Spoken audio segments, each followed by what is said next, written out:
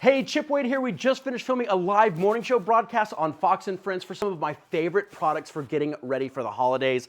I got to show off City Bonfire. This is a great solution if space is limited, but you still want that warmth and ambiance of real fire.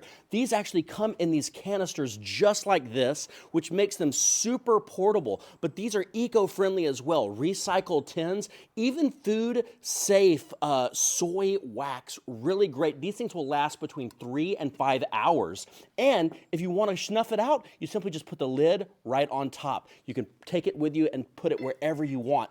Maybe the thing I love the most, though, is they have these s'more kits with everything ready to go. So it's literally one box away from all kinds of fun this holiday season. These guys right now, 25% off at citybonfires.com. And what I love maybe the most, these are made right here in the U.S., up in Maryland. Two great guys that started this business. Make sure to check them out at citybonfires.com. Y'all ready?